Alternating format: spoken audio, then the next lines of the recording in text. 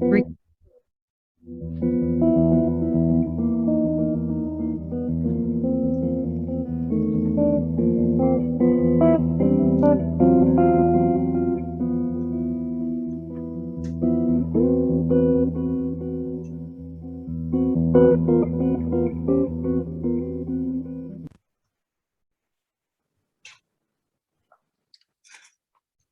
evening, this is Sudeep Sen. I'm sitting in New Delhi and my colleague and friend and co-host, INDRAN AMIRTHANAYAGAM.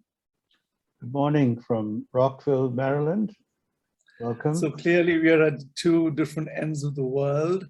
Welcome to season 2, episode 3 of Poets and Writers Studio International. It's a monthly literary festival that we've been running for a while.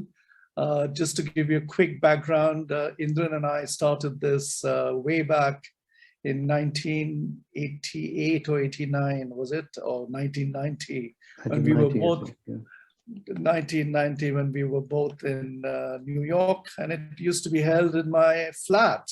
It was an in-person event, and we used to pass the hat around and collect the proceeds and buy wine and cheese, and it was a great hit. And last year when the pandemic happened, we decided that we should revive this online, and it's been fantastic because he brings in 2 wonderful writers, I bring in 2, our tastes overlap and digress, so it makes for a very, very rich compendium of writers and poets.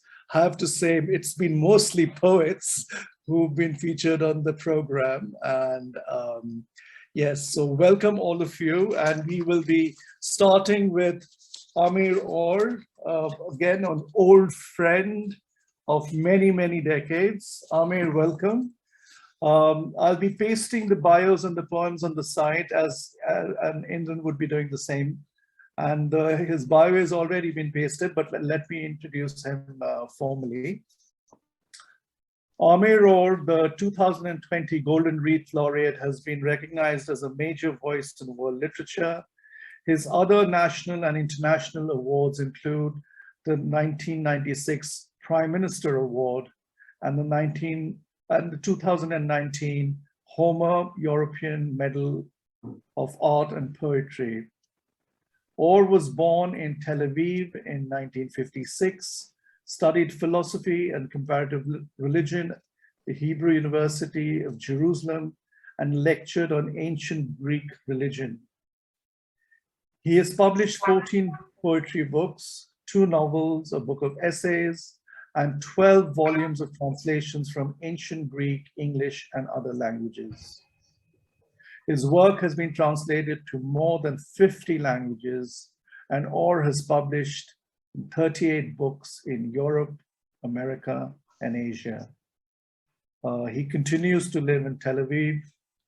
Amir, a real pleasure to have you, and a very, very warm welcome.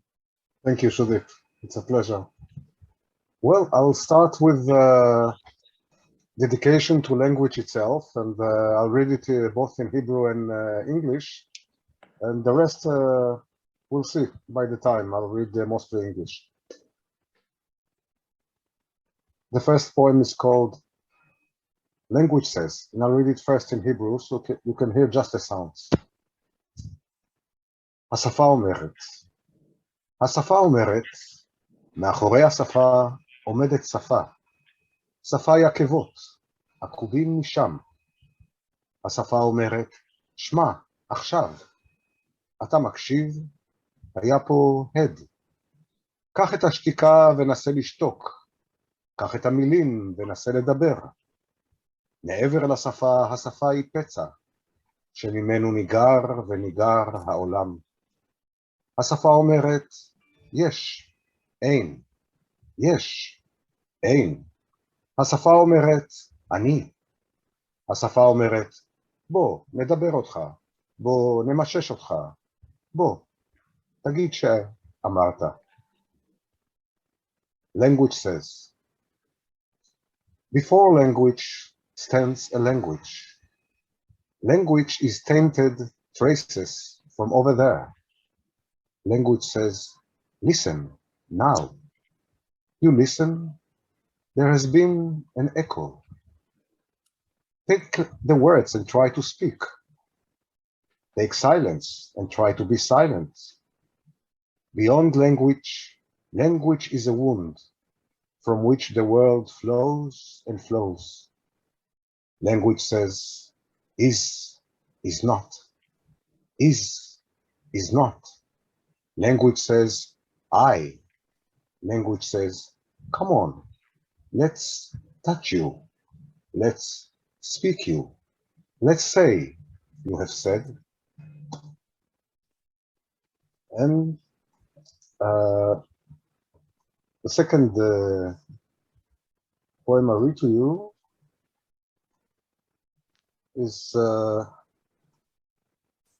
gesture to Kavafis, the famous Greek poet, and more specifically to his poem, The Barbarians. And this is titled The Barbarians Round 2, because his is round 1. And if you remember, in Kavafis' poem, the barbarians never come. In my poem, they do come, and you figure out where from. The Barbarians, round 2. It was not in vain that we awaited the barbarians. It was not in vain that we gathered in the city square. It was not in vain that our great ones put on their official robes and rehearsed their speeches for the event. It was not in vain that we smashed our temples and erected new ones to their gods. As proper, we burnt our books that have nothing in them for people like that. As the prophecy foretold, the barbarians came and took the keys to the city from the king's hand. But when they came, they wore the garments of the land, and their customs were the customs of the states. And when they commanded us in our own tongue, we no longer knew when the barbarians had come to us.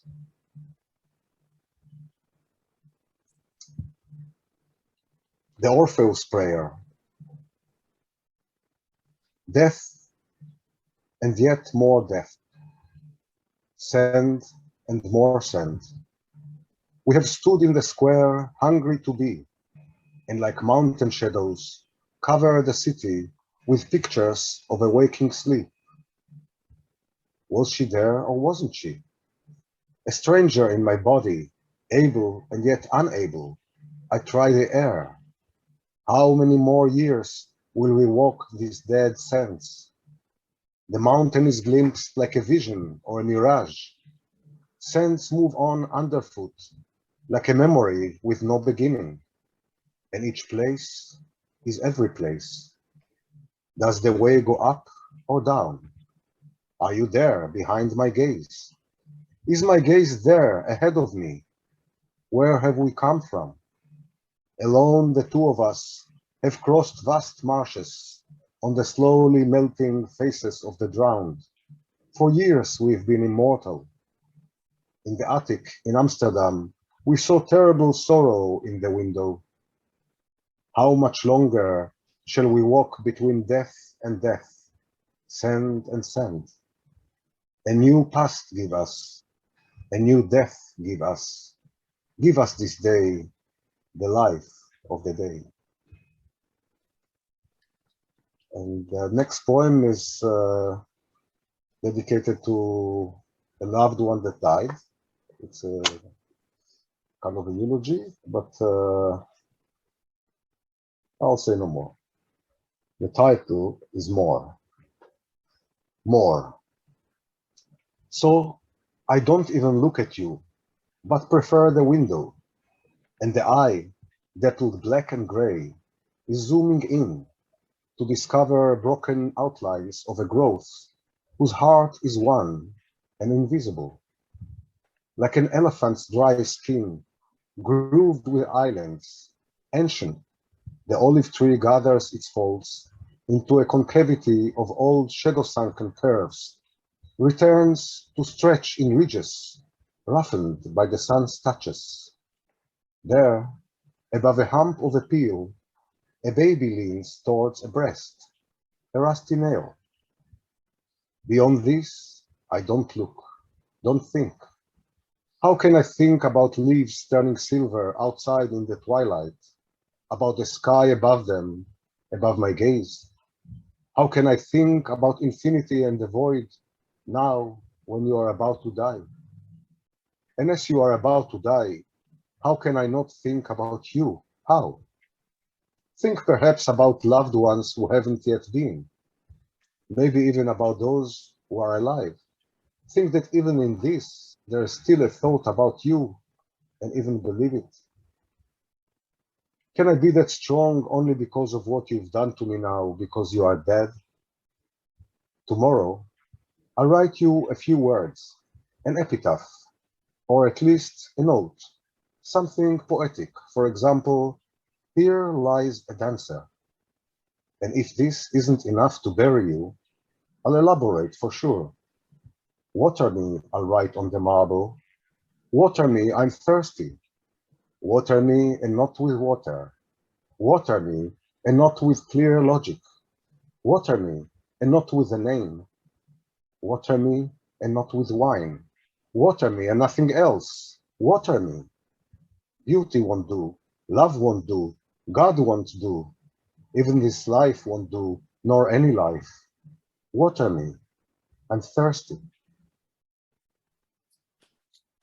Marvelous, marvelous. Thank you. Is our time up? No, no, One you more? can go ahead. Okay, Ravi? thank you. By the temple. By the temple, Assad is begging bread. Abdallah is begging money. Nearby, among the booth of incense and charms, Mustafa is begging stars, and Isa is begging love, stretching out their begging bowls, gaping. Mansour is gaping truth. Mansour is begging truth from every passerby. Jalal begs freedom, Omar life. And he's begging nothing, yet no one gives him any. His begging bowl is filled with glances and stars, thought alms, word alms, air, fire, earth, kingdoms, elixirs, salvations. He turns his begging bowl upside down and empties it, yet it's still quite full. Dear self, he writes on it, fills it with wine to the brim, and drinks up in one gulp. Ah, it's not empty. He smashes his bowl in one go, broken pieces, yet it seems to be now even fuller, multiplied. By the temple, Assad is begging flesh, Mustafa pebbles, and Omar walls. By him, by the temple, there is no temple.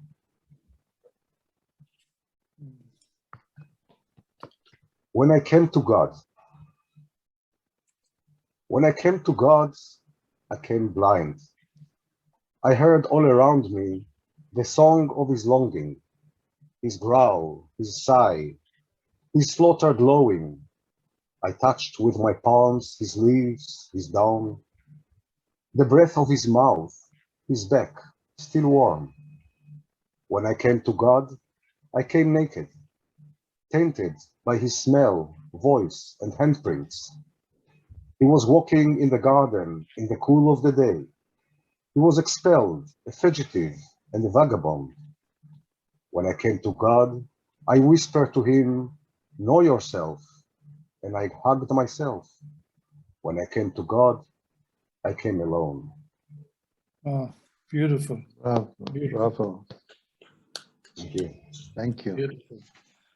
When I came to God, I came alone. How lovely. Amir, lots of questions. Of course, I've known your poetry for a long, long time, many decades, seen your poems grow as well.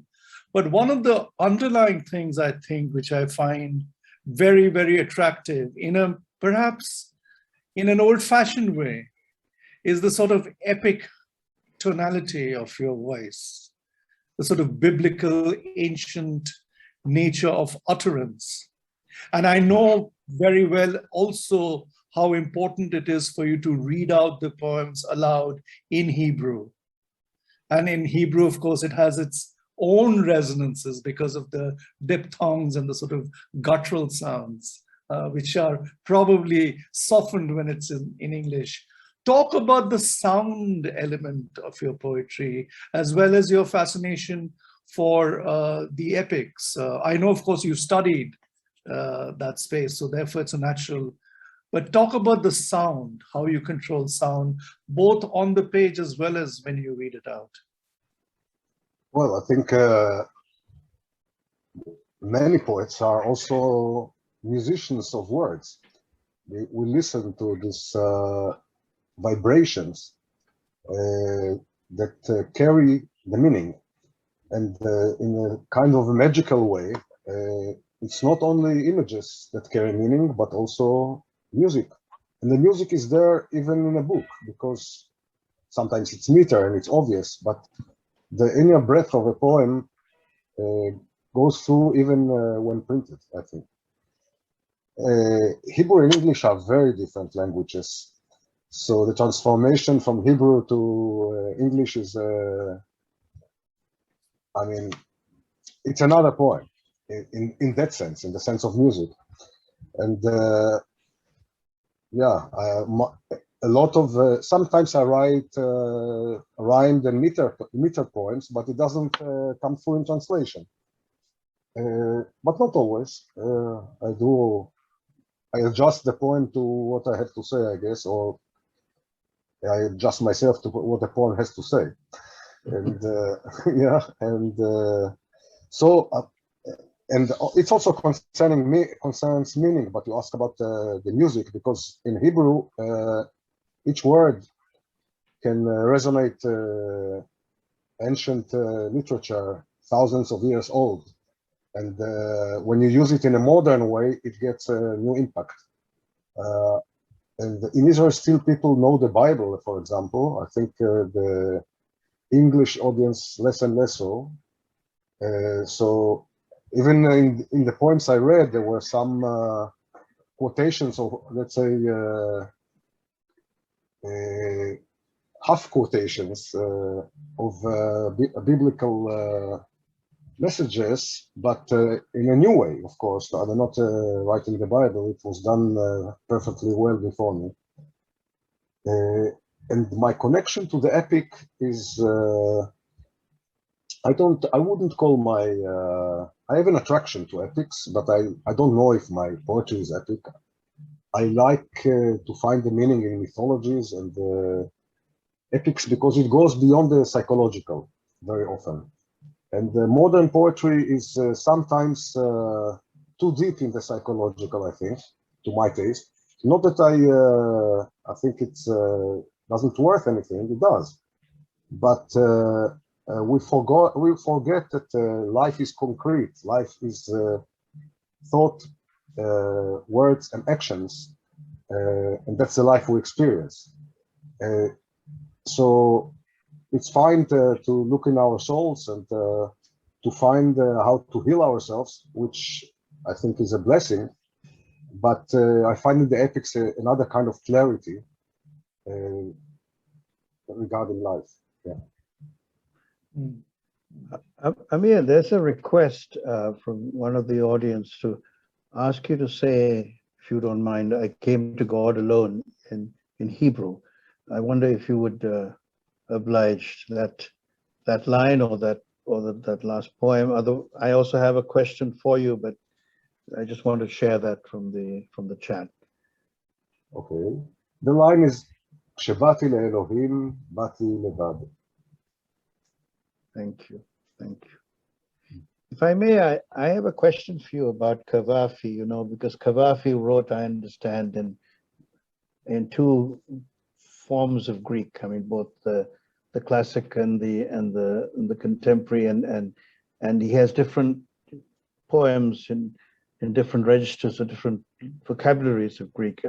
I mean, I know his work in translation in English and French and so on, but I'm curious in your own writing in Hebrew, whether you are also using different Hebrews, so modern Hebrews and Hebrew, classic Hebrews, and in other words, mirroring a bit what Cavafy did with Greek in his own poetry. In your, I'm without knowing Hebrew, I'm just curious if you have that way of sort of addressing tradition by incorporating into your own words, but also modernizing it with your own the new Hebrew in which you're writing. If you could reflect on that. Yeah.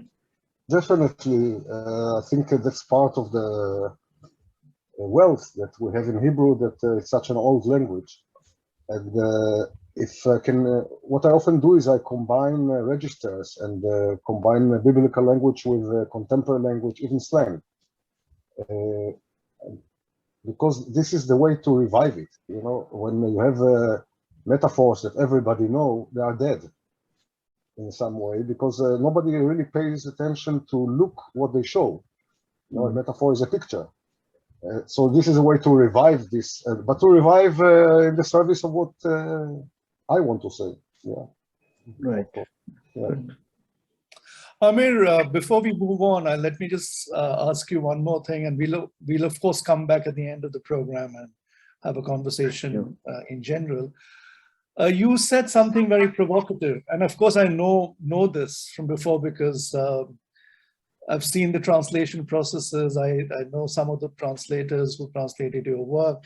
You said something which maybe a translator or a purist would find disturbing, which is you readjust the poem in English. And you also said that perhaps it's a new poem. Now, for a traditional translator, it can be a problematic space. Of course, you're comfortable with it. Tell me about that, because they are in many ways two different poems. Yeah, but this is fine. These are two different poems, but both are mine. Because, but one of them, yes, one of them has to do with the translator's work, which is an art. I don't think it's technical. You know, I translated myself vastly from Greek, from English, from other languages into Hebrew. And I don't look down on translation, just on the contrary. I think if you really want to translate, you have to try to be the poet that you translate. If, you know, I translate Shakespeare, I try to listen to this voice. If I translate Sappho, I try to speak like Sappho, yeah? So it's an art, and it has a muse and inspiration in its own right. But of course, the original poem in a certain language that has its own sensitivities, association, connotations, and traditions, even geography and climate, is different when you translate it to, let's say, English, Chinese, or, you know, some distant culture. Yeah, but it's fine, of course. Yeah. And sometimes the translation even can enrich the original poems with things that you had to solve and they were not there in the first place, because it travels far away, and he has to adjust. Yeah. No, I like the sort of the democratic, embracing approach to that they're both mine, and then they can be different. I think that's a good note to leave. I think that's a good note to leave this segment. But what a beautiful reading, Amir. Thank you. We'll come back again. Thank you, Amir. Thank you. And now, we'll welcome a friend and wonderful poet, one of my favorite poets writing today in the United States. Her name is Margo Taft Stever, and I'm going to read you a few words of her bio. I met Margo, by the way, in upstate, well, in Hudson Valley, New York, a few years ago, and at a wonderful center, the Hudson Valley Writers Center, where she has been associated for many years. And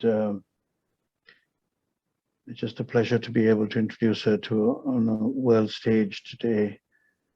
Her collections include Cracked Piano, which was published in 2019 by Cavan Carey Press, Ghost Moose from Cattywampus Press, also from 2019, The Lunatic Ball, which is an amazing book, Cattywampus Press 2015, The Hudson Line from Main Street Drag in 2012, and Frozen Spring, Lidless Press First Series Award in 2002. Reading the Night Sky won the Riverstone Poetry Chapbook Competition in 1996. Her poems, essays, and reviews have appeared widely in magazines and anthologies, including the Academy of American Poets, Poem a Day, Poets.org, Verse Daily, Plume, Prairie Schooner, Connecticut Review, Upstreet, and Salamander. She's founder of the Hudson Valley Writer Center and founding and current co-editor of Slapering Hall Press. She lives in Sleepy Hollow, New York. Delighted to welcome Margo, Taft, Stephen, with that background of the bridge behind her. Go ahead. Thank you, INDRAN, for that wonderful introduction. And I wanted to thank INDRAN and Sudeep for inviting me to read. Thank you, Amir, for your wonderful reading. It was great to hear your poetry. And I'm excited to read with the upcoming readers, Salgado, Maranhao, and his translator, Alexis, Levitin, and Ravi, Shankar. I'm also thanking everyone for attending on the 20th anniversary of the catastrophes that occurred on September 11th. And the first poems I'll read are from Cracked Piano, which is the one that INDRAN referred to. And for reference sake, one of my sisters and I named a tree in a neighbor's pasture our grandfather tree, and we worshiped the tree during our childhood. Idiot's Guide to Counting. How do you become one with the horse, riding and becoming the act of riding, and the horse becoming the self and the other at exactly the same second, counting strides, counting muscle movement, counting fences, hurtling over them with the horse, counting the everything of one. How do you count? How do you pull a muscle turning over in bed at night? Measurements that change everything, counting back to everything, the everything of one, the pulled muscles of the back of one, the entanglement of one, the waves of particles, counting back the quantum. How to become one with the branches of a tree, a grandfather tree in an apple orchard that no longer exists. Separate one from tree, horse, counting numbers, counting the grandfather tree to find the solution of one. Counting trees, leaves, counting everything as no longer existing. Counting trees, I'm sorry, I missed this paragraph. Counting trees, leaves, counting everything is no longer existing. Counting trees as one with the everything that no longer exists. A number of the poems in this book are ekphrastic, and I'll read one that was inspired by Van Gogh's self-portrait with bandaged ear. Van Gogh to his mistress. He sensed his ear, but he could not see it. In the blind, this is called blind sight, the last failed effort of the body to survive. Keep this object carefully. The ear rested on the table alone among blue tints and suppressed shadows. To present an ear in the middle of the night, an arterial flap of bat's wing, wing of angel. Many of the poems in this book are about the thin line between sanity and insanity. As part of a humanistic movement in the treatment of mental patients in the latter half of the 19th century, insane asylum superintendents held balls. Spectators were sometimes invited. The lunatic ball, after Dance in a Madhouse, a painting by George Bellows, who lived in 1882 until 1925. Furious dancing gives way to screams. 5 men stare ghoulish at the wall. This is the lunatic ball. The best student Yale had ever seen. 3 months after graduation, typhoid, brain swelled inside his skull. They dosed out calomel. 5 ghosts appeared in a mercury dream, headaches unbearable. This is a lunatic ball. Married 1 year, baby the next. His wife filed for release. The medical textbooks he gleaned, futile, endless stall. A woman names her baby doll Christ, lurches, leans. A building in an earthquake, then she crawls. This is a lunatic ball. 1 man plays a flute, calls himself Faunus. Another uses an invisible latrine. Attendants haul out a wild man in a straitjacket on a wooden beam. A woman growls like a bear. This is a lunatic ball. Behind a glass wall, well-dressed spectators riveted sit amused. Looking at them, the patients know they are through. Spectacled men sport greatcoats and laced up women make jokes in the shimmering hall. Another thematic core in cracked piano is the subjugation of women and the mercurial role of mothers. And I'm going to read one that is based on an actual legal case. Splitting wood. It was the thought of his entering their infant's room that drove her. She remembered his face the first time she saw him, now half gone from whiskey, eyes hooded like a hawk's. He said he'd kill the children when he woke. The neighbors heard it, the screams they heard. His workman's hand, his gnarled hand dangled down.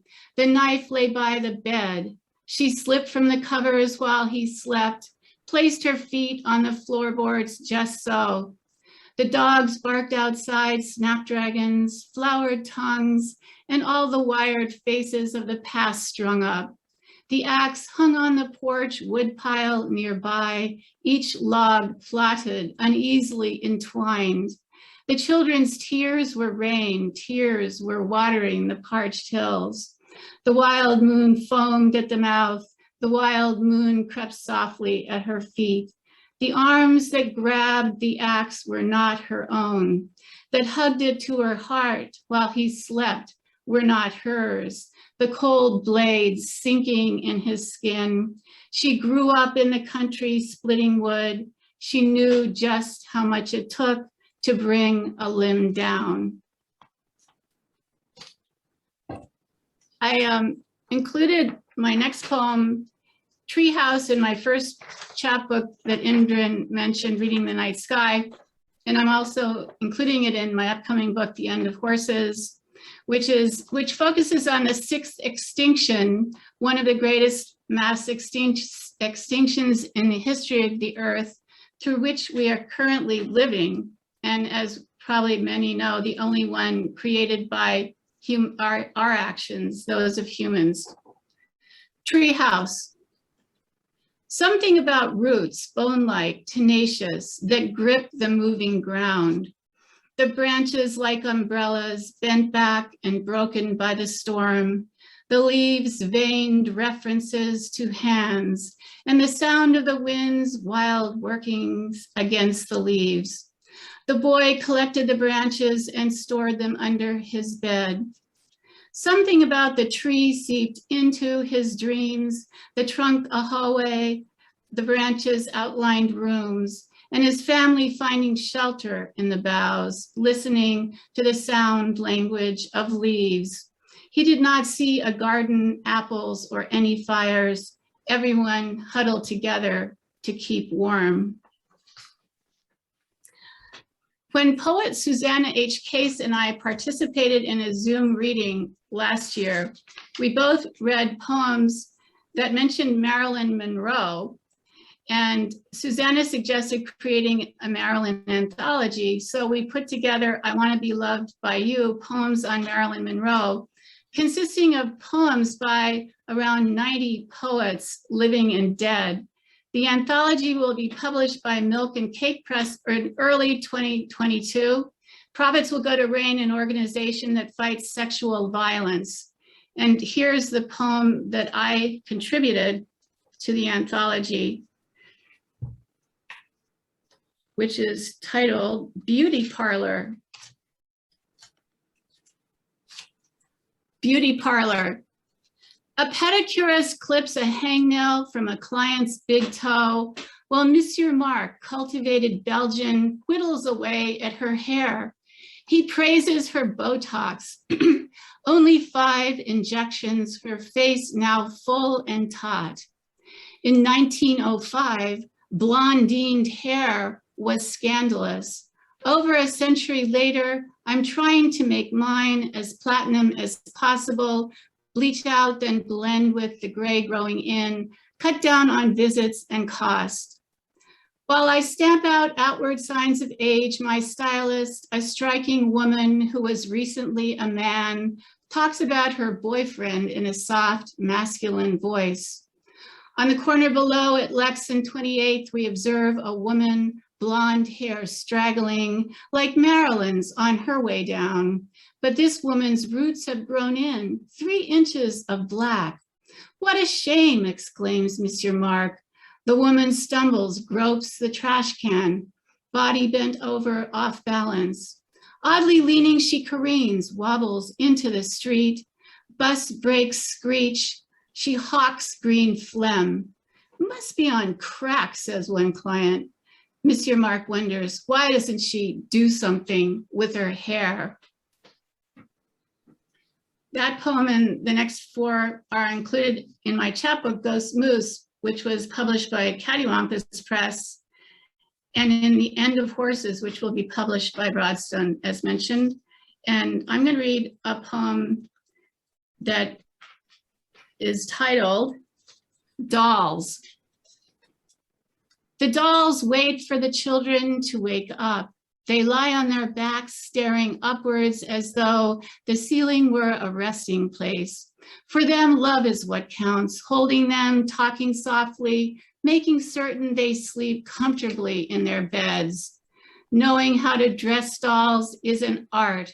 Just what color socks each takes, like pouring tea. How many gowns, where the shoes go. Dressing could take all day or just a second. Dirt sticks to a doll. Remember, rain is not right for her. Exposure to the elements breaks down a doll's resistance. Wait until storms abate before leaving with your doll.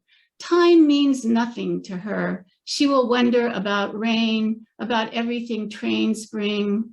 Tree flowers drape light strands like spider babies in soft wind. Dolls are restless on their feet all day, listening for helicopters. They gather on roads after rainfall to smell the concrete getting wet.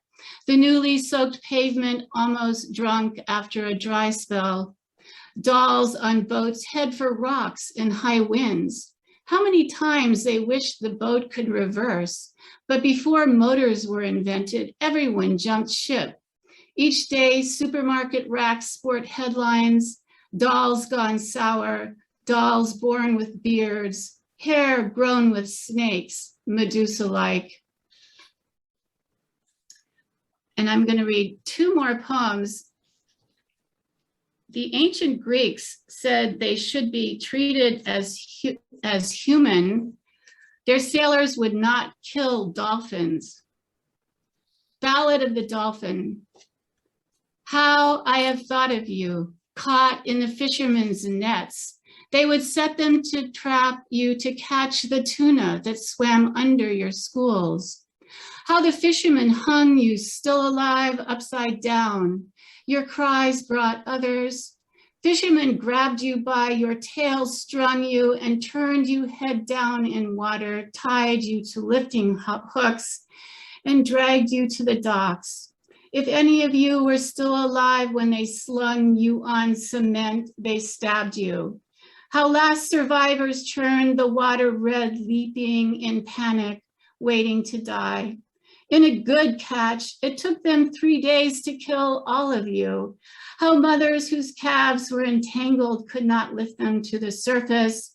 They listened to their helpless underwater clicks and sighs. How often I thought of the whale skippers who would radio the location of hundreds of you, allowing tuna fishermen to track down your entire pod. Think of their nets deep, foaming wide, so that hundreds could fit inside. How they used underwater sound to confuse and drive you down. How many of you drowned? Fishermen did not want to compete with you, but killing you was not enough. How they used the screams of several to slaughter more. How one of you hangs from the prow, still alive, calling, calling. The last poem that I'll read is the title poem of my upcoming poetry collection, The End of Horses. End of Horses. I write to you from the end of the time zone. You must realize that nothing survived after the horses were slaughtered. We sleep below the hollow, burned out stars. We look into dust bowls searching for horses. When you walk in the country, you will be shocked to meet substantial masses on the road. We do not know whom to accuse or where the horses were driven, who slaughtered them or for what purpose. Had the horses slept under the linden trees, the generals and engineers pucker and snore on the veranda. Thank you. Thank you so much, Margo. Wonderful. Really, each poem is full of so much intelligence and packed with sort of reflection, philosophy, history, you know, and details that are not known. And do you bring them out to light? I mean, the lunatic ball, for example, and that story, the story you tell, you know, very disturbing, compelling. Thank you. So thank you for bringing us this work. I'm,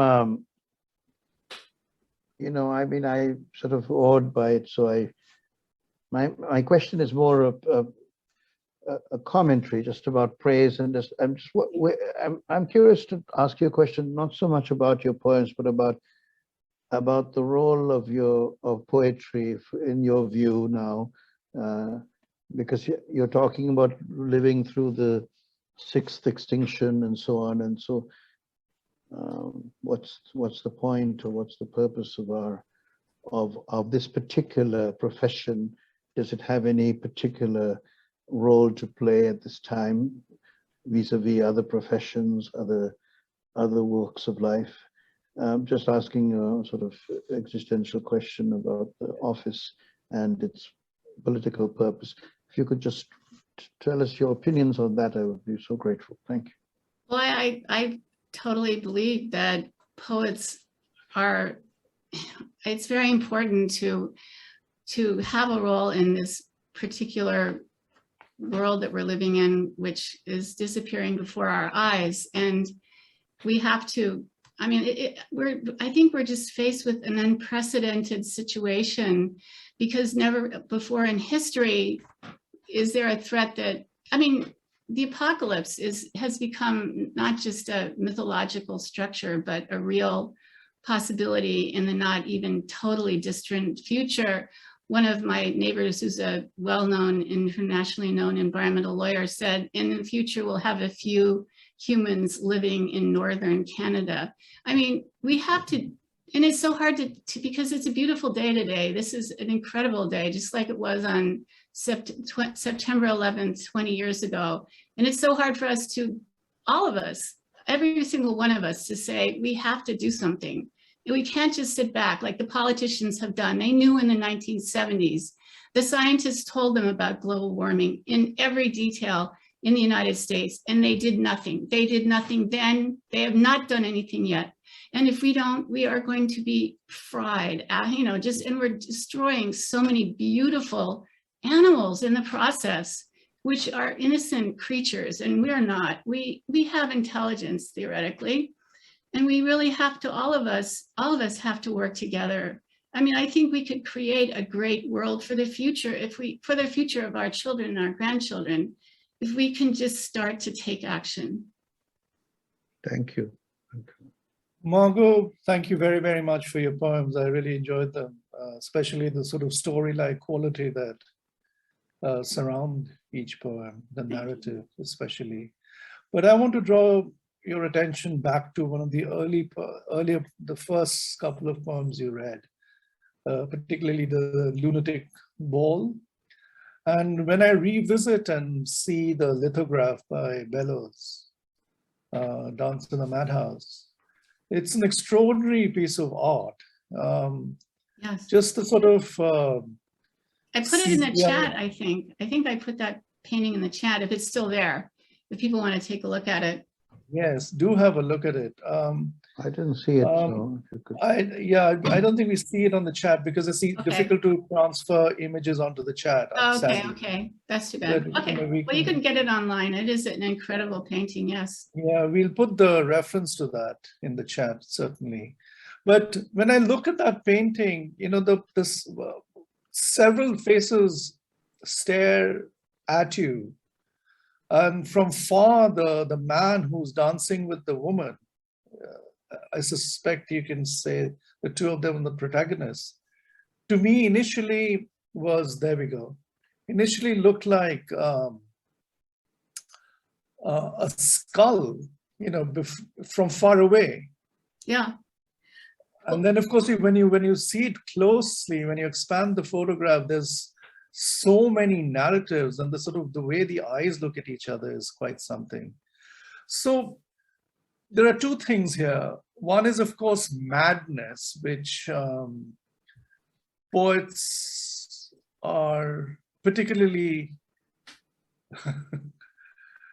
not immune to, but are very closely allied to the idea of madness. And then you use that concept as also part of your ekphrastic interest. It's a very, very powerful combination. I'm sure I must recommend this book. Everybody probably has read it. This is Touched by Fire by Dr. Jameson. And she writes about mental illness and literature. And all those case studies are actually, interestingly enough, poets, all the way back from the Romantics down to the new. Especially Lowell. She talks a lot about Robert Lowell. Yeah. And each chapter, in fact, begins with quotations of poetry, and each chapter is sort of embedded with so much poetry. It's a brilliant book to read for a poet. Of course, if you're interested in madness, talk about that a little bit more, this whole idea of interiority of a crooked space, which poets tend to have especially. It's not crooked for us, it's very normal, but it may appear as deranged or disorderly.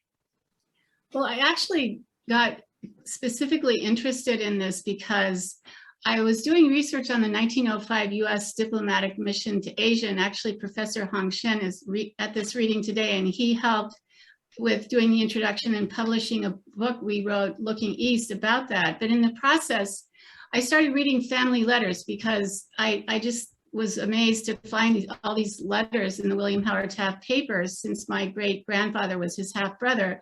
But no one ever talked about my great-grandfather in my family. No one. The only comment I ever heard about him, I never saw a picture, and no one talked except my mother said he was the first American to get a divorce, which wasn't true, but that's the only thing I ever heard about him. And then I read these letters, and I found out he was actually an incredible student. He had graduated first from Yale at a time when Yale was much smaller than today, but he was the best student that had ever occurred until that time, and he got an award for it, for being the best student.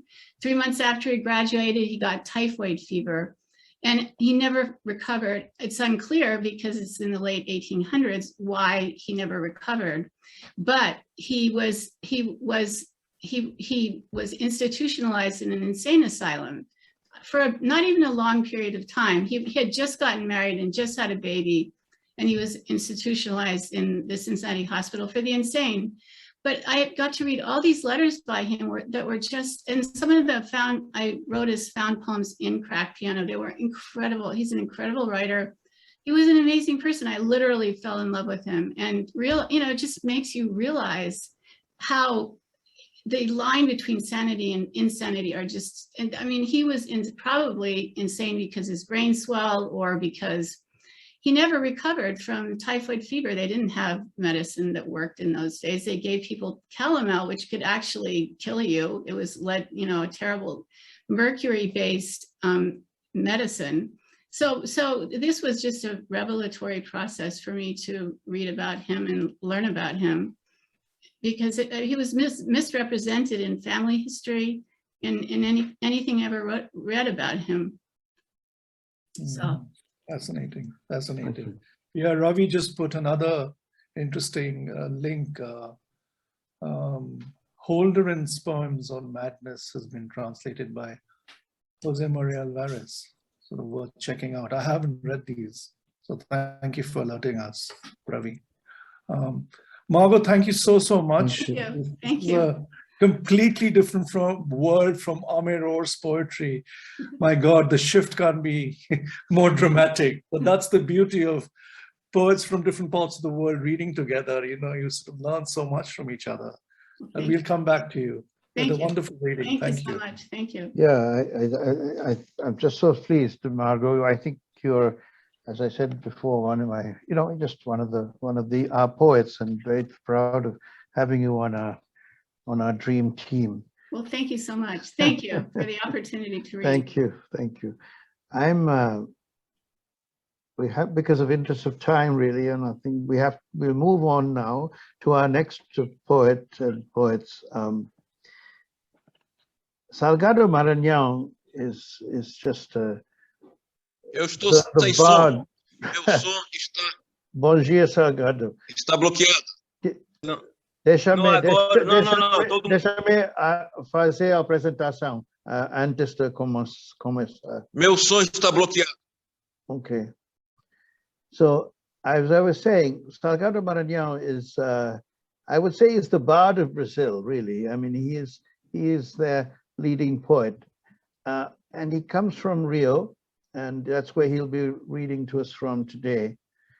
And this great Brazilian poet has met a great American translator in Alexis Levitin, who has brought his work into English, and not only his work, but the work of many other poets from Portuguese and also Spanish, including Eugenio de Andrade, the great poet from Porto in Portugal. But that is Alexis, and we're going to hear Alexis as well today. So it's a double feature. Salgado will read to us in Portuguese, and followed by Alexis's English versions. And I'll just let you know that in terms of Salgado's biography. Estou sendo ouvido, mas eu não estou me ouvindo. O som está bloqueado. Veja se consegue. Salgado says his sound is blocked. Melhorar. John, are you able to assist? Salgado, nós escutamos bem quando você fala. Eu te ouço muito baixo, Levitin. Mas então, não é bloqueado. Era bloqueado, agora está funcionando. Eu acho que o problema não é aqui. Não, está funcionando. Todo mundo está escutando você. Vamos para frente. Okay. Salgado Maranhao has won all of Brazil's major poetry awards, has toured the United States 5 times, presenting his work at over 100 universities. In addition to 14 books of poetry, he has written song lyrics and made recordings with some of Brazil's leading jazz and pop musicians. 5 collections of his work have appeared in English: Blood of the Sun, from which both of them will be reading today, Tiger Fur, Palavora, Mapping the Tribe, and Consecration of the Wolves. Alexis Levitin has published 47 books in translation, mostly, as I mentioned, from Portuguese and also from Spanish, from Ecuador.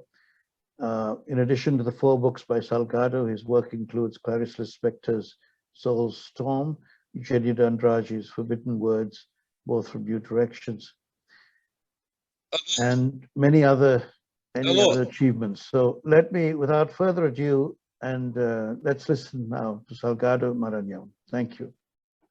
Okay, that's what I say to the guardians rummaging about in my silence.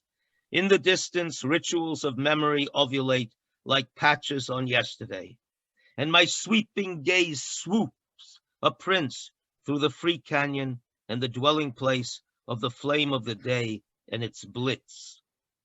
What I do not look for holds me. What didn't exist was mine. Stones on the twisting path, lies made of honey. One must live the arid, impassioned and torrid. One must live the vile with valor, with style. One must live nothingness as if it were nothing, nothing, nothing to the very last drop. They only give water to one who already has the sea. Obrigado. Vamos continuar, Salgado. Marvelous. Salgado, vamos continuar.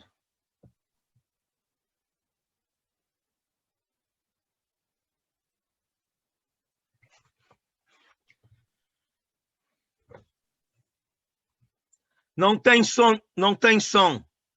Salgado, o áudio não está funcionando. Okay, not to worry. It's a technical issue that is beyond our control and beyond Salgado's control. Alexis, let's go ahead. Why don't you read the poems in English that you're planning, and when Salgado gets audio back, we'll listen to the Portuguese. All right, go ahead, Alexis. Yes, that's most unfortunate. No, just okay. Go ahead. Don't worry about it. The next poem he was going to read, or perhaps is trying to read, is number 8 from the same series called Blood of the Sun.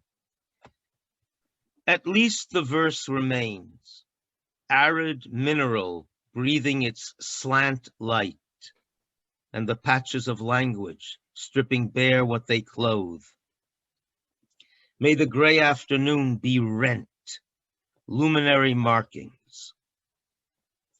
At the dead end of the blank page trembles the banner of the poem to the trickling of raw syllables, so furtive that the word just grazes its lynx's back.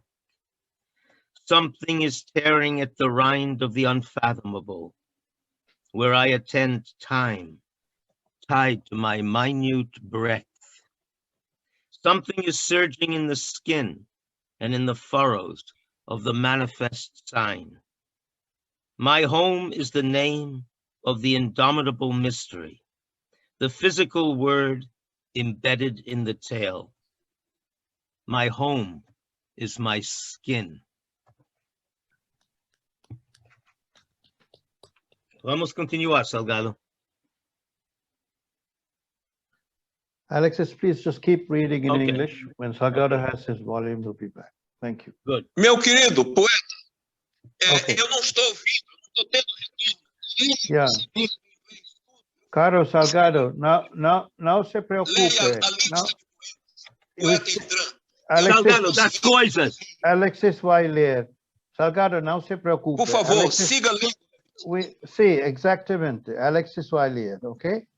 The next poem is Alexis, Levitin. Das coisas. Das coisas means of things.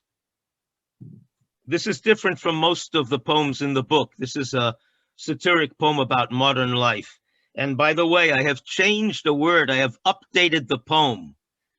In the original, there was a reference to department stores, but living in the era that we are all stuck in, obviously the correct translation should be the mall, because the mall represents the crazy consumer society in which we try to be happy by buying and buying and buying more and more things. So that's a change from the original text. Of things, orphans of light, attack our little tithe of sky, blue light. Alive they writhe, lava of wandering shades, buzzing through human glades, a landscape of our kind, reflecting the assembly line of our desires? Or is it shimmering forth the very force of glimmering things themselves? Junk that seals our eyelids shut, our lives, the mall, that glut of endless goods. Could there be another way for those within the web to fray the plumb line, plunge a knife into the fabric of our daily life?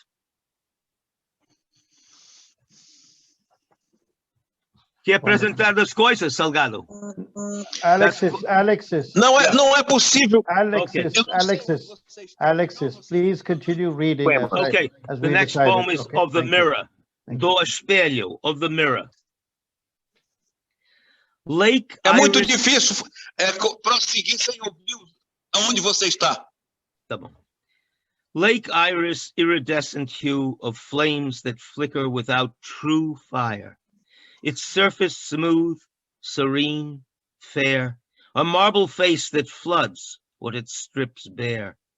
The power to sell or loan us what already is our own. Solid stone, it serves as host to a governing shadow, a watery ghost. That liquid image, though it flees, wings the mirror with utter ease to an icy coupling, devoid of heat, a silent mating without meat. Of lightning, even the bitter taste of grapes does not appease us, nor does rain upon our burning eyes return to us what we have lived. The magma that consumes us banishes our sketch of ours beneath a bolt of lightning in suspense. Not even what is ours belongs to us. Alexis, if I may, there's a request from the audience that you read the Portuguese as well, given the technical difficulty. Sorry, my friend INDRAN. No, don't worry. Não, possível. No se preocupe. Okay, não I will now read of lightning in Portuguese. Do raio. Yeah, go ahead. Do raio. Levitin me representa. Alex, Levitin. Tá bom. Estou muito bem representado. Nem o acre sabor das uvas nos aplaca, nem a chuva nos olhos encendidos devolve o que é vivido. A magma que nos evapora tange o rascunho das horas sob raio do suspense. Nem o que é nosso nos pertence. Not even what is ours belongs to us. And in this series, there is one more poem. It's about time, do tempo. Taking off from days avid for the breast of syntax, the lonely flight of language beneath the voice. There throbs in the atria the thick urgency of pain, in the instant that time inscribes what lifts us up and then denies us. There throbs the veracity of flame, pulsing the iris, the trail that time carves, our dubious illumination. Part 2.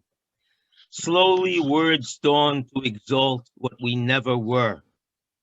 The poem struggles among retinas, aches in the mirror, aches in the breath, and aches where light is stone, where bone is howl. It roars beneath hollow veins, ransoming the larval specter of sleeping words. It leans upon the blade that couples with the ecstasy of vertigo.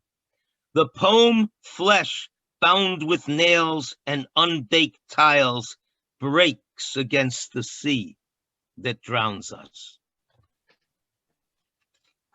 And the two last poems that Salgado and I were intending to read for you are Ecstasy, which is a poem about a photograph of hibiscus flowers, bright red hibiscuses. And the last poem will be Mater, a poem about his mother, dedicated to his mother, who really was an extraordinary woman. Alexis, because of time, could you just read the two in English and we'll finish there? Okay, go ahead. Not the Portuguese. Thanks. Ecstasy. Desculpa, meu querido. Ecstasy. Eu não tenho como continuar porque não estou conseguindo ter retorno. Não se preocupe. Ecstasy. Hibiscuses dance in the photograph. They dance motionless, absorbed in their crimson calligraphy. Hibiscuses of blood. They dance in the eyes of the city. They dance these climbs. They dance these rhymes. They dance in the eye of the photograph. They dance live lithograph of day. They dance exotic. They dance exact. In ecstasy, statically. They dance. They dance. They give themselves to dance. And the last poem is, I think, his best poem, Mater. Of course, it's Latin for mother. When a priest would come to their little village once every few months, the presentation of the Mass, of course, was in Latin in those days, in his mother's days. This is something his mother said, an illiterate peasant woman who had worked her whole life in the fields. He asked her, what do you do, Mom, now that you're retired? Because he made enough money to buy her a house, a real house in the city. And then he said, came and visited, and he said, what do you do, Mom, all day long, now that you don't have to work? And this is what she said. Sometimes I sit under one of those palm trees, taking in the breeze and the monthly payments of the plants. Dona Raimunda Salgado. This poem is dedicated to her. Of you, there's not even a family album. Photos of childhood in fields of rice and sesame. Maybe in my thoughts there linger fragments of your voice in the wind, like fingerprints on a river. On the day the blue stole your eyes and silence tore apart your name, skylarks started singing in my tracks. On the day the morning closed your eyes. Without you, I am the blossom on the tree, bereft. Now the sea beats against my rocks, and the night prowls at my heels. Obrigado. Oh, Salgado, essa foi Mater. Maravilha, obrigado, Levitin. Obrigado. E perdão aí, meu amigo INDRAN, e perdão também para os demais, aos poetas, others. Agora nós escutamos muito bem. Eu quero oferecer esses poemas às vítimas dessa tragédia horrível do World Trade Center. Não é uma tragédia. No, Indran, we both, you and I, thought he was referring to the tragedy of his miscommunication. Como disse Alexis Levitin, o mundo é contraditório. Nós temos, o mundo produz Hitler e produz Beethoven. The world is full of contradictions. It produces Hitler and it produces Beethoven. He's now talking about 9/11. Okay, yeah. E produz o Walt Whitman, e produz Tagore, e produz João Cabral de Melo Neto, e produz uma variedade de seres humanos, apesar dos que cometem tragédias, dos que produzem tragédias. Besides the human beings who produce tragedies, catastrophes, he's referring to 9/11, the world also produces Tagore, Walt Whitman, João Cabral de Melo Neto, and great poets like that. So the whole thing is paradoxical and contradictory, but that's the life we live. I have to say that the poems were Ainda bem que temos a translated, and I think, Alexis, you read with such power as well. I mean, the clarity of your translations is just astounding. So thank you. Thank you. I mean, sorry. I hope that Amir noticed that, in fact, one can translate rhyme. If one stays up all night seeking the rhyme, one can finally find it. I was in fact going to ask you about those 3 poems you read, the off poems. off mirror, off lightning, and so on. Do tell us about that rhyme thing, because those work beautifully as a rhyming couplet. And, I have plenty of friends who refuse to translate rhyme. Even when they translate a sonnet, they think that the struggle to produce the rhyme will ruin the poem. It doesn't. It will ruin your night, and it will make your night a wonder. Because if you stay up all night around 4 in the morning, all of a sudden, rhymes will come. And I've translated many rhymed sonnets, and I get them to rhyme in English, but it's a huge task. And for many hours, you don't find a single rhyme that works. You don't find anything. And then after 6 or 7 hours, all of a sudden, the rhymes come, who knows how or why. It's really pretty miraculous. It's like writing a poem. Being a translator is a little bit like being a poet, in that some agent outside of yourself helps you at some stage. Indeed, it is magical. And I have to say that the power of language, I was just following the English translations because I don't understand Portuguese beyond maybe 2 or 3 words. I think it's just remarkable, the quality of translation you've done, Alexis. So thank you, Salgado and Alexis. Alexis, something that Amir referred to half an hour ago about music. Salgado and I always talk to each other and to our audiences about poetry as a musical art.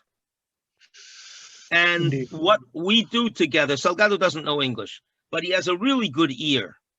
And what we do is we sit there together in Rio de Janeiro and we read the poems aloud again and again. He reads the poems to me in Portuguese. I read the translation in English, and he listens. And he can hear when it sounds good. He won't know what the words mean, but he knows what they are representing. And at least the musical part he can respond to, and he can even approve of. Yes. No, it was a treat. So it was a treat, yeah. It was also a bit of a lunatic. Queria fazer uma pergunta. Let me make the comment to get it out of me. It was also a bit of a lunatic's ball as well for a while.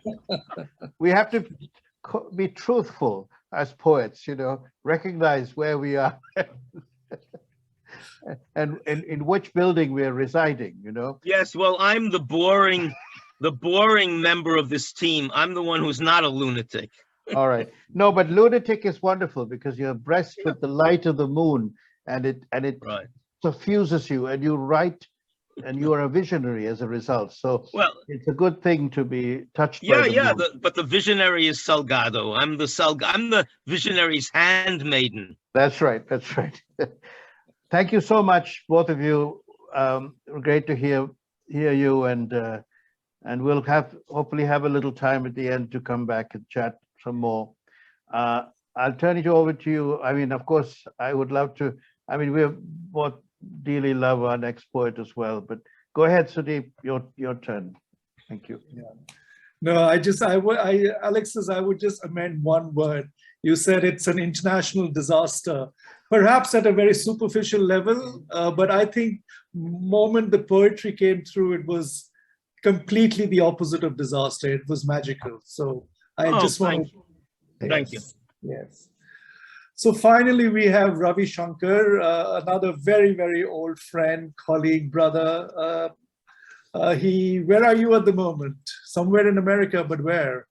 In Providence, Rhode Island. Okay. So let me just formally read out his bio, which is also pasted on the side. Ravi Shankar is a Pushcart Prize-winning poet, translator, professor who has published 15 books, including the Muse India award-winning translation, Andal, the autobiography of a goddess, and many uses of Mint, new and selected poems, 1997 to 2017. Along with Tina Chang and Natalie Handel, he co-edited W.W. Norton's Language for a New Century, Contemporary Poetry from Middle East, Asia, and beyond. And if you haven't seen this volume, it is a must. It's an absolute must. I think this is probably, if I'm not wrong, the very first proper international anthology from mainstream American press that came out. He has taught and performed around the world and appeared in print, radio, and TV in such venues as the New York Times, NPR, BBC, and the PBS NewsHour.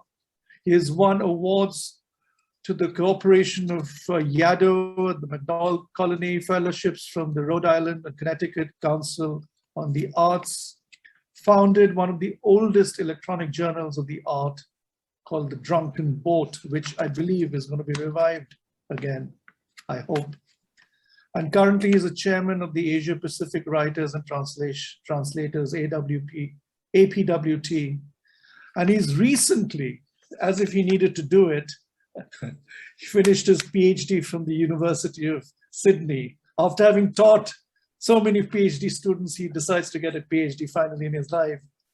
And I have to urge, and his memoir, Correctional, which is very, very intriguingly titled, masses of puns in it, is forthcoming from University of Wisconsin Press. Ravi, real treat to have you. Welcome. Thank you so much, Sudeep. Thank you, Indran. It's great to be with you all. And what a wonderful series, truly polyglot. It's great to hear Amir, who actually is included in this Language for a New Century anthology, as is Sudeep and Indran. I thought I would just read for you one poem and then an excerpt from the memoir, which actually happens to take place on 9/11. And since today is the day, it seemed to me appropriate. And the poem I'll share with you is very new. When I was in Australia, I had this book, The Many Uses of Mint, a new and selected, come out with a terrific Australian press, recent work press. But this poem is totally new, and it kind of takes Pinocchio and the story of Pinocchio as its creation myth. And so I'll start with this. It's called From the Mouth of the Terrible Dogfish. And some of you who remember Pinocchio will catch the allusion.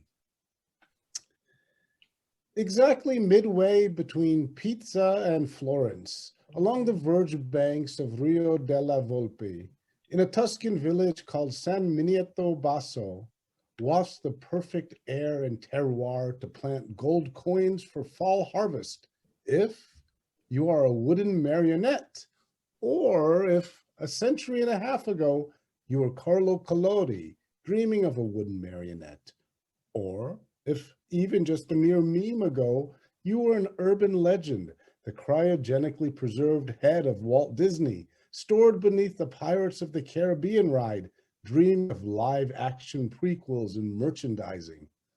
Or if you were the anguished pendular bronze wire nose of Alberto Giacometti's La Nez, sniffing out fumes of post-war existential angst.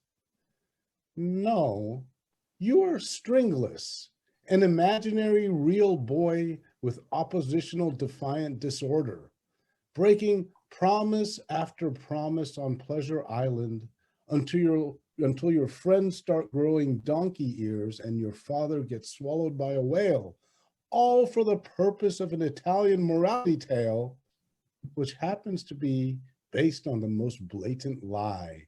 For when you wish upon a star, nothing happens. But when you weave a tangled web of words, even an inert stick of wood can flare to life. Marvelous. Ravi, you need to come closer to the mic to be audible. Okay. All right. And I am on HD, so hopefully. Yeah, you're better now. Yes. Okay. Great. And not to worry, we could hear you, but it was just quiet. That's all. Okay. Go ahead. And I will finish really with an excerpt from this memoir that Sudeep mentioned, Correctional. It's available for pre-order now and will come out in November, and a number of wonderful events planned at Harvard Bookstore and Book Soup and other places. And I'm actually donating 5% of the total proceeds of the book to a couple of organizations, the Marshall Project, some of you might know, that does wonderful work in the criminal justice system with journalism, and then a local Rhode Island-based organization, Garden Time, that teaches incarcerated individuals how to horticulture, gardening, and other skills that are transformative. And so I'll mention that as a prelude to this book, which is really about 7 years in the making, and difficult, especially being South Asian, to write about the most traumatic period of one's life.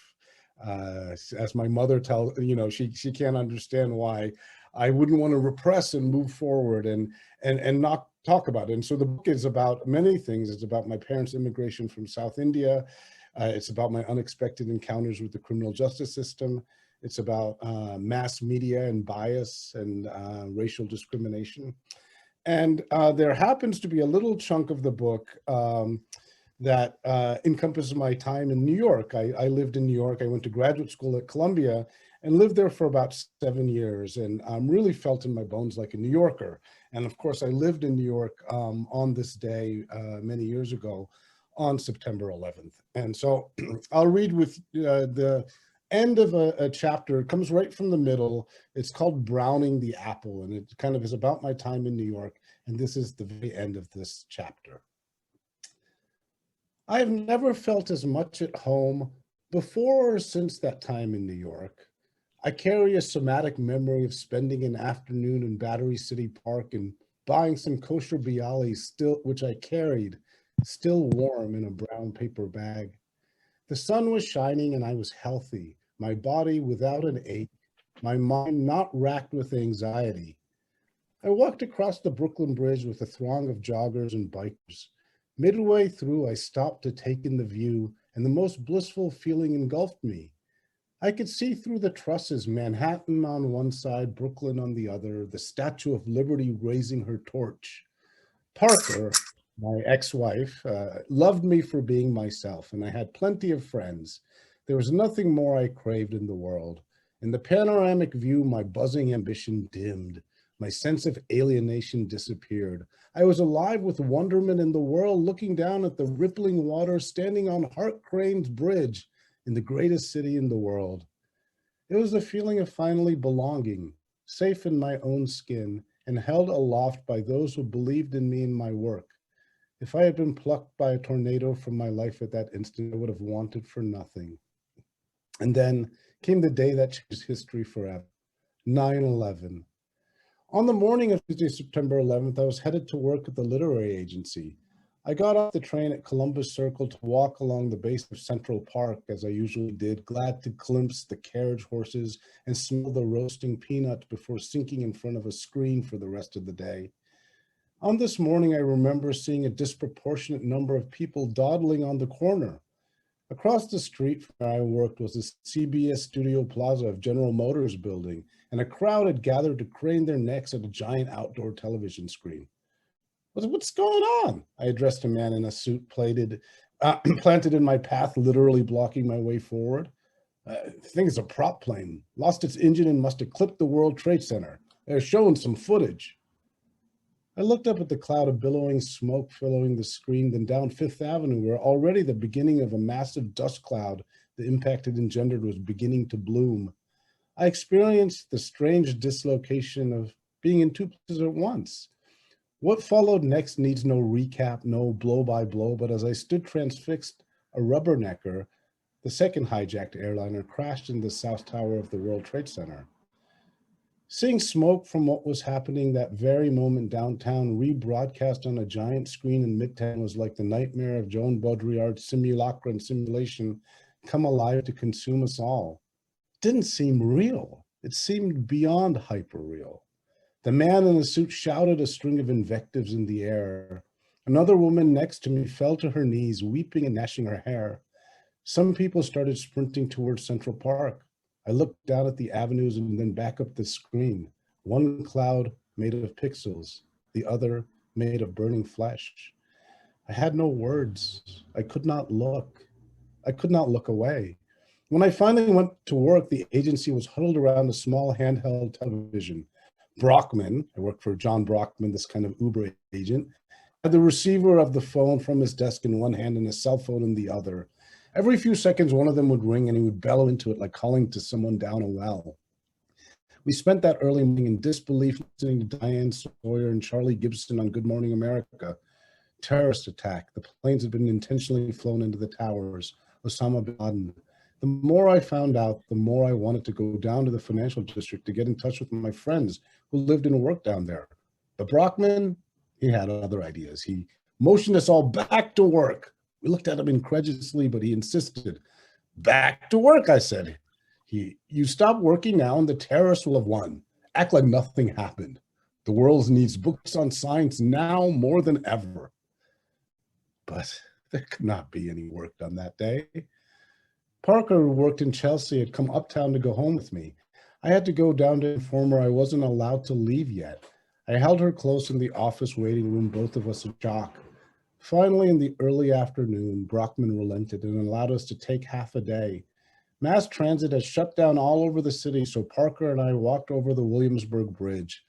A random man was picking up strangers and giving them a ride down the Brooklyn Promenade. We jumped into the flatbed of his pickup truck. The remainder of that, yes. Ravi, sorry, we just need to pause for 2 seconds. He's switching the recording to the cloud because he has to leave. It's done. It's done. I apologize for that. Sorry about that.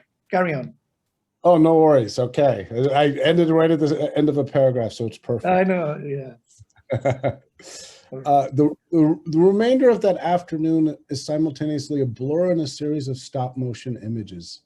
It was the closest I might ever come to war. People streamed by in gas masks, holding hands and crying. I hugged anyone within touching distance.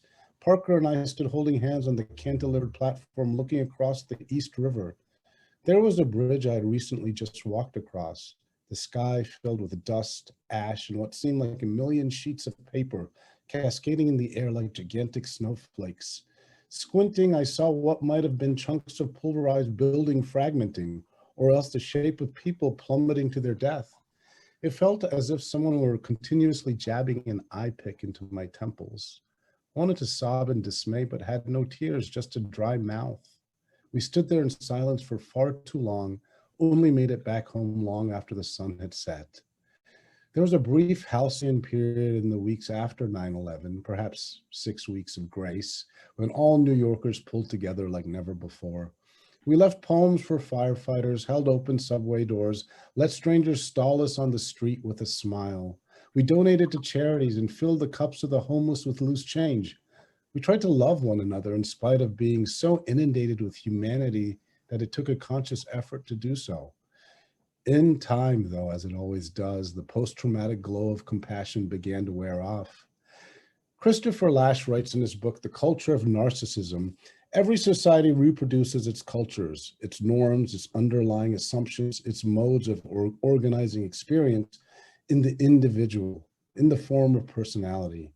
How ironic that, in the light of this enormous tragedy, I personally felt let down because at the very moment that I had felt in my bones in true New Yorker, everything suddenly fell apart. In terms of the economy, publishing was one of the first to feel the pinch. Within months, I was laid off from the agency. Then began the discrimination. Just when beginning Indian was starting to seem passably cool, I was refused service at a gas station in New Jersey. I was spat at and cursed by a group of black teens in Prospect Park. A cop near Ground Zero threatened to confiscate my phone if I took a photograph of the wreckage. I was told to go back to where the fuck I came from by a couple of blonde sorority girls from NYU. In a dinner when Bill O'Reilly proclaimed on TV that Muslims should be banned from entering the country, everyone looked over at me.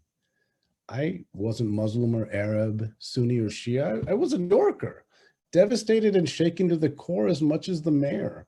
But I was also an Indian American who flinched reflexively at how fear allowed for hate mongering. Sikh or Hindu, Sufi or Zoroastrian, didn't matter. Brown bodies somehow emanated anti-American sentiment. As President George W. Bush put it, we're fighting evildoers, fighting people that hate our values, that can't stand what America stands for. And they really don't like the fact that we exist.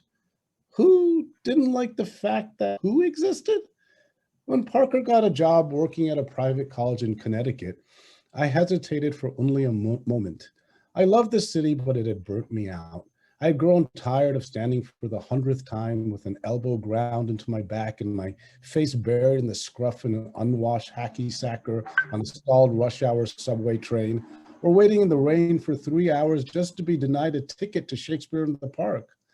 I had begun to be weighted down by the masses, besieged by the enormous fatigue of someone who has to battle hordes to accomplish the simplest task for far too long.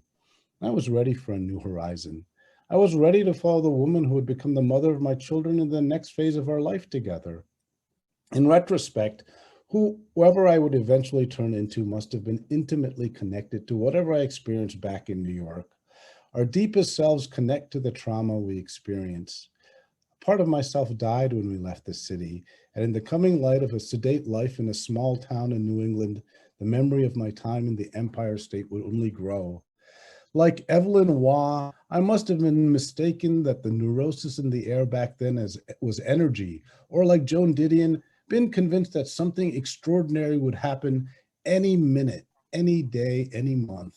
All I know, looking back, is that I had been truly alive in the city, an enzyme ready to catalyze experience into art, a flaneur in the frenetically charged urban space, a self-styled alt-rock lit geek no-name Frank O'Hara James Baldwin wannabe, an urbane and confused immigrant son with too much ambition and too little money, craving the kind of success ratified by publicity, someone for whom, for a brief instant in time, anything and everything could be and was in fact possible.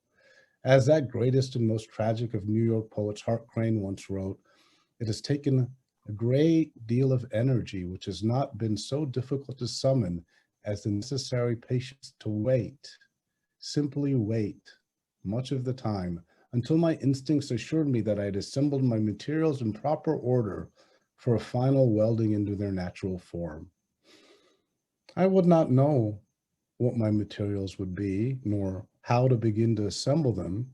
Recent events had changed the world around me, reminding me that I could still be construed as threat for nothing more than the color of my skin, and that danger could come from anywhere.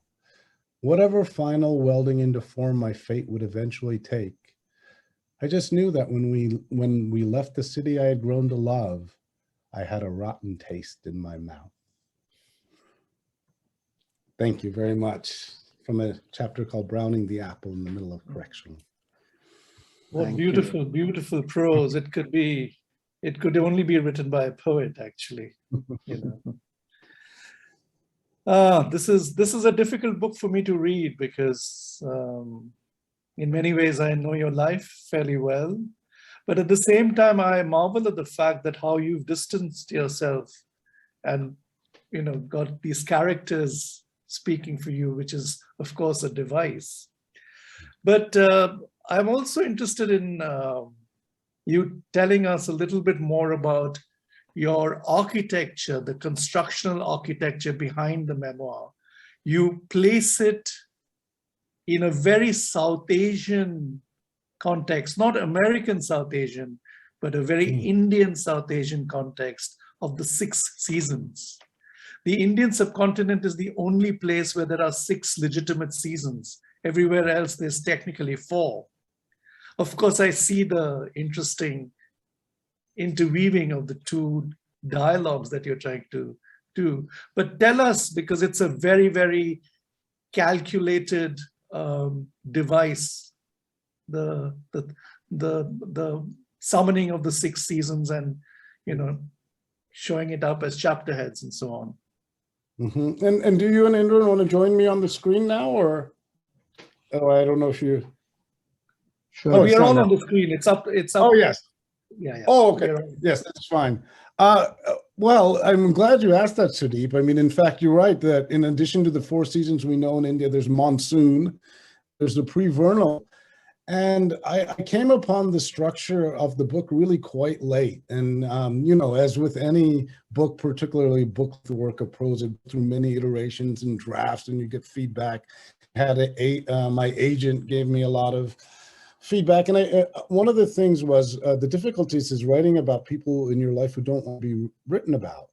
For example, my ex-wife. And so but I felt like I needed to personalize the memoir. And in thinking about my own experience and how at the center of my life, in a very successful life, I could have taken a wrecking ball to all of the things that I built, to my home, to my marriage, to my job, spent time in prison and in a mental facility for a time. And so the book is about all of those things. And it occurred to me that in some ways it was this attempt to squeeze the 6 seasons of Tamil Nadu, where my parents grew up in Coimbatore, and where I spent some time as a little boy, into the 4 seasons in the US. And there was something metaphorical about that transformation. And so what I did architecturally is I write 6 letters in the book. And I write a letter to my daughters.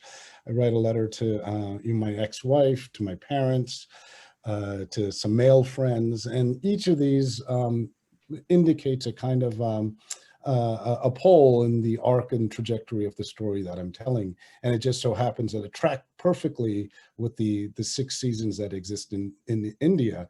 And much of the story is about my parents' immigration as well. And I was born in Washington, D.C., but I spent part of my youth in South India going to school there. For the American listener, just give us a quick nitty-gritty on the 6 seasons. Tell us what they are. Oh yeah, and they're called something different, I'm sure, in North Sudeep, but in Southern and Tamil Nadu, you have Ilavanil, which is the spring, Muthuvanil is summer, Kar is the monsoon season, right? Which is literally, I mean, we never experienced something like that in the US, but you know, season full of rain for over a month. Kulir is autumn, Munpani is winter, and then Pinpani is the pre-vernal season, so kind of before spring.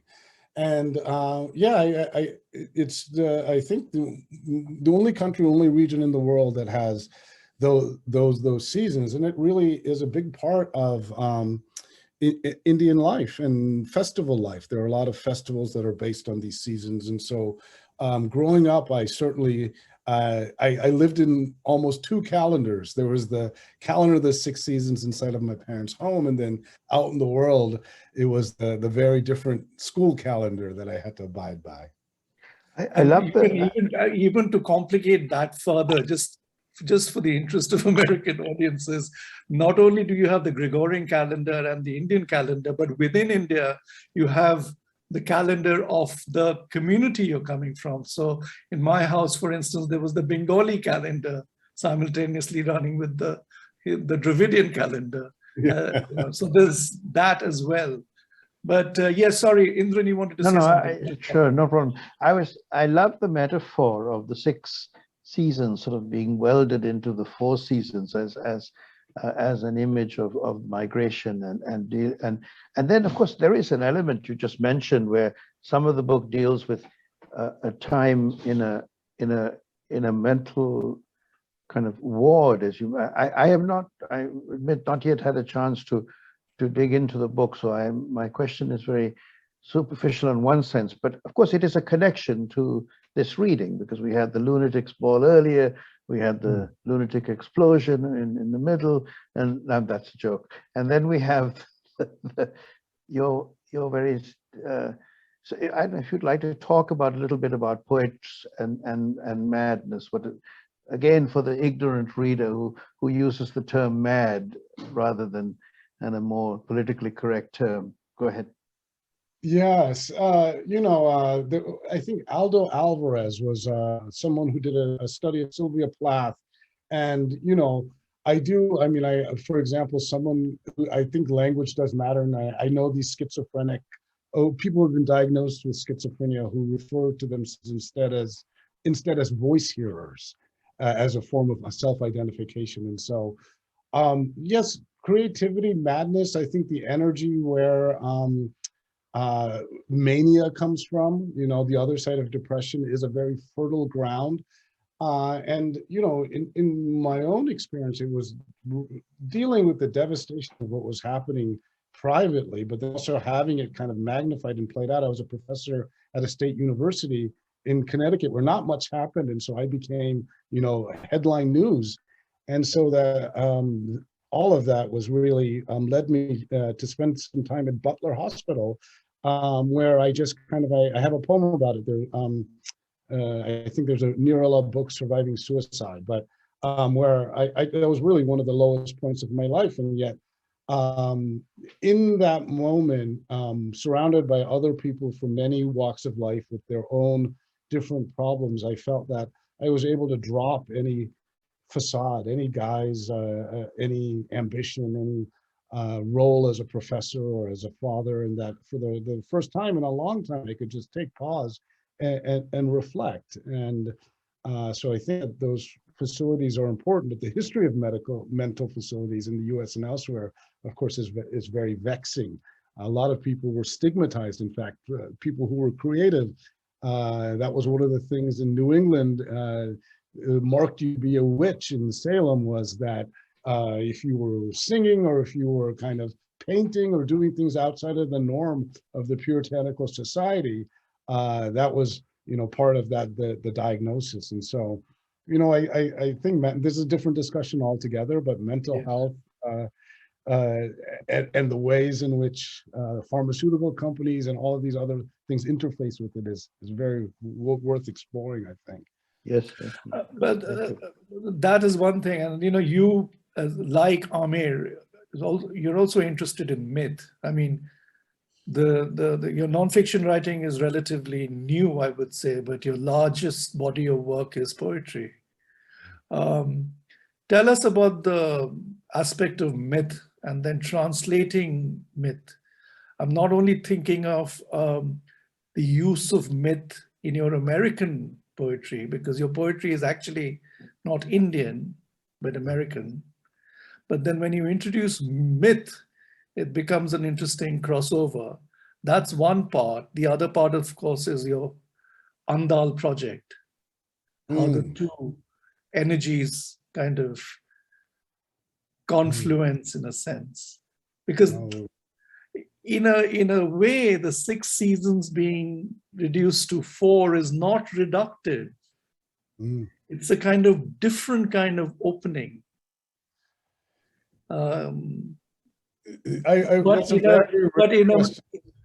Yes, but go ahead.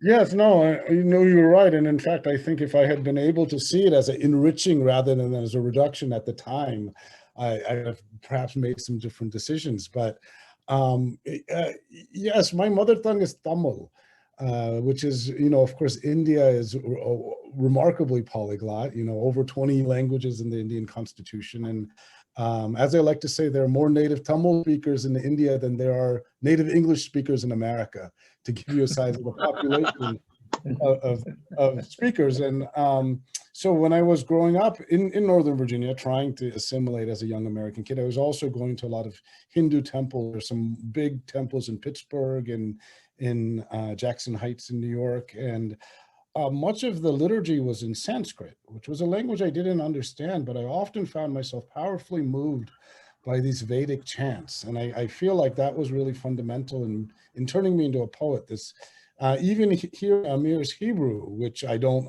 feel, but I feel like I felt something, and that kind of experience of being able to respond to the music of a language one doesn't quite understand, I think is at the root of poetic expression and some of what we've been talking about today. And my introduction to Indian mythology was actually, I had all of these Amar Chitra Katha comic books, you know, that have all of these great stories from the Ramayana. And those of you that don't know them, they're these old classic Indian comic books where the heroes are the kind of Shiva, and my personal deity and deity of choice was Hanuman, you know, who was the great, faithful, courageous monkey lord. You know, and interestingly, in the Sri Lankan version of the Ramayana, Hanuman becomes kind of one of the heroes of the entire narrative. But so, you know, I had this other kind of but yet, if I talk about this, if I were to discuss any of this with my American classmates, I would instantly not only be ridiculed, there was this kind of Christian strain of wanting to save the heathen. And so, you know, to bring up any of this would have been very problematic. And yet, so I think that myth took root in my mind as this imaginary place where I could conceive of myself as having Hanuman-like strength, or, you know, being impervious. And then certainly now, when I write, it becomes another lens. And I think we are introduced in literature to so much Western mythology. It's at the root of so much, and yet the traditions, not just in India, but in many other world traditions, have just as rich a mythic tradition. And I think bringing some of that over into our writing is pretty important, at least to me. Actually, that perfectly links to the question I want to ask Amir. Most people go westward, but I know you've translated some of the Indian epics into Hebrew. What made you go east as opposed to west? Obviously, from the geographical point of view of Israel. You're muted.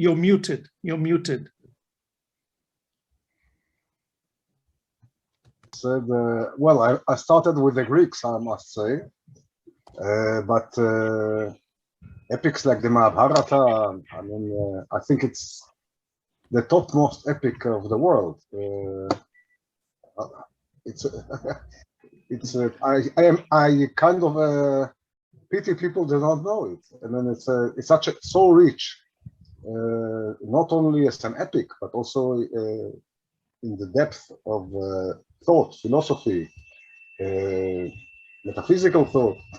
It's I read it now again, and I read it again and again, and I don't know why you ask these questions. These days I work with a Sanskritist on the making a poetic translation of the Bhagavad Gita, and I enjoy every minute, every moment. You know, I really love the Indian literature, the Indian philosophy, the Indian thought, and I can't even say why. I felt drawn to it for so many years, as you know.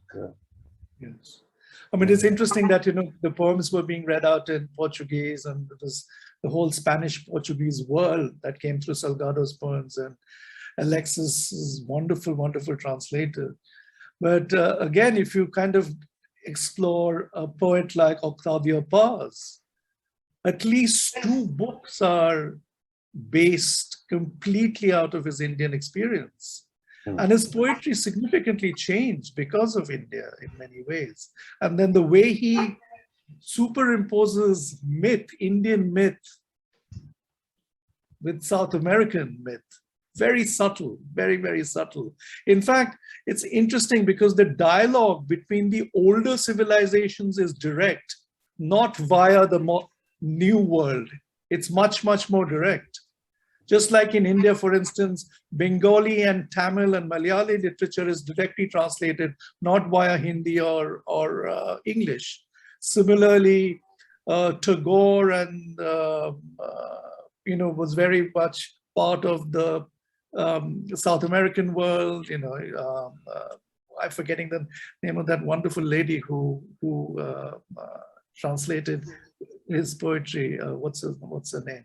So the directionality that used to exist before were very different kinds of mapping. And when you say, I don't know why people are not, you know, they don't know things like Ramayana or Mahabharata, it's astonishing because, you know, we are expected to know the Greek and Roman mythologies or the Christian mythologies. So there is a sort of a strange kind of gap.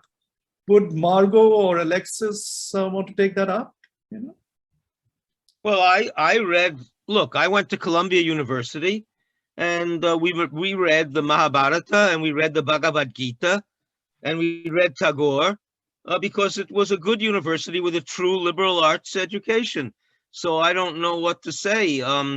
It is true that all countries have their own mythologies, but if you read them, the more you read them, the more you see that we are all the same person.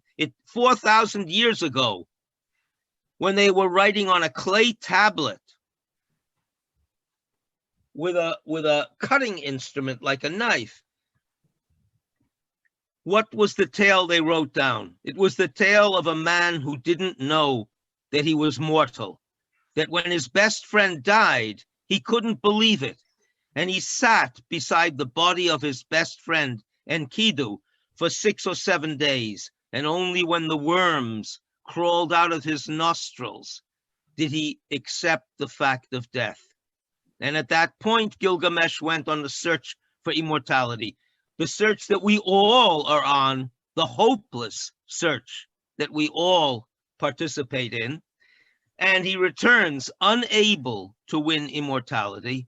And the last sentence says, he was good to his people, he defended the city, he had many adventures, and he wrote it all down.